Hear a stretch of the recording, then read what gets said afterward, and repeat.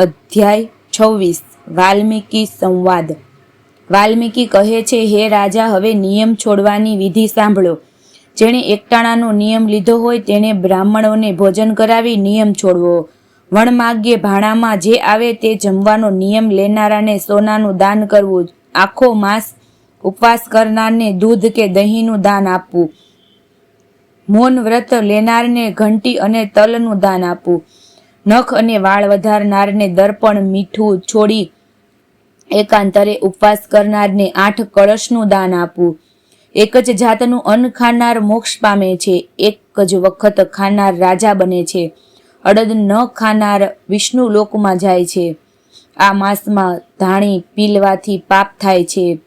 સુદ અને વદ 12 ઉપવાસ કરનાર દેવલોકમાં જાય છે। અધ્યાય સંપૂર્ણ। મિત્રો, તમને અમારા વિડીયો ગમે તો લાઈક, શેર અને સબસ્ક્રાઈબ કરજો। જય પુરુષોત્તમ ભગવાન। આજનો આ સત્સંગ તમને કેવો લાગ્યો કોમેન્ટમાં જરૂર લખજો। જય શ્રી કૃષ્ણ। પુરુષોત્તમ માસનું મહાત્મ્ય ખૂબ જ છે। દીપદાન, વ્રત પાલન, ભગવાનના નામનો જપ, તમને જે યોગ્ય લાગે તે કરજો મિત્રો ભક્તો। જય પુરુષોત્તમ ભગવાન। અધ્યાય 27 કદરી બ્રાહ્મણનું આખ્યાન। વાલ્મીકી ઋષિ કહે છે, દઢધન્વાને આશીર્વાદ આપ્યા અને પ્રસ્થાન કર્યું। એક સાંજે દઢધન્વો ગુણસુંદરીને કહ્યું, આ સંસારમાં હવે મને કોઈ ઈચ્છા રહી નથી। હવે હું મોક્ષ પ્રાપ્તિ માંગુ છું। ગુણસુંદરી બોલી, હું પણ તમારી સાથે આવીશ અને પુત્રને રાજપાટ સોંપી પતિ પત્ની વનમાં ગયા। પુરુષોત્તમ માસ આવતા સુધીમાં તેણે ગંગાજીમાં ત્રિકાળ સ્નાન કરવાનો પ્રારંભ કર્યો અને પછી પુરુષોત્તમ માસના વ્રતની શરૂઆત કરી। માસ પૂરો થતાં ભગવાનના દૂતો વિમાનમાં તેમને વૈકુંઠ લઈ ગયા। ભગવાન નારાયણ કહે છે, હે નારદ, આ વાતનો સંપૂર્ણ મહિમા તો હું તને નહીં કહી શકું, પણ સાંભળ। એક વાંદરાએ અજાણે આ માસમાં 3 રાત સ્નાન કર્યું તો તે વૈકુંઠ પામ્યો।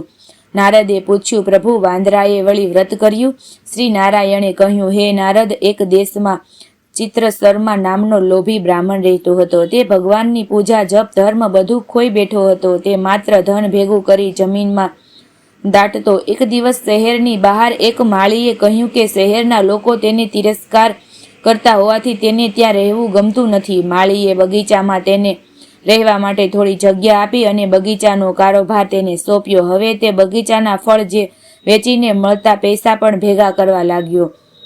આ લોભમાં તેણે 80 વર્ષ પૂરા કર્યા અને ભેગું કરેલું ધન ભોગવ્યા વિના જ મૃત્યુ પામ્યો। યમદૂતોને યમલોક લઈ જઈ રહ્યા હતા ત્યારે તેને પશ્ચાતાપ થયો કે મેં આ કિંમતી માનવ જીવન મળેલું તેનો સદુપયોગ ન કર્યો। તેને યમરાજા સમક્ષ લઈ જવામાં આવ્યો। ચિત્રગુપ્તે તેનો ચોપડો જોયો તો દુષ્ટ કર્મો જ દેખાયા। ધર્મરાજાએ આજ્ઞા આપી કે તેને પ્રેત યોનિમાં નાખો અને પછી 1000 વર્ષ સુધી વાનર યોનિમાં રાખો। અધ્યાય સંપૂર્ણ।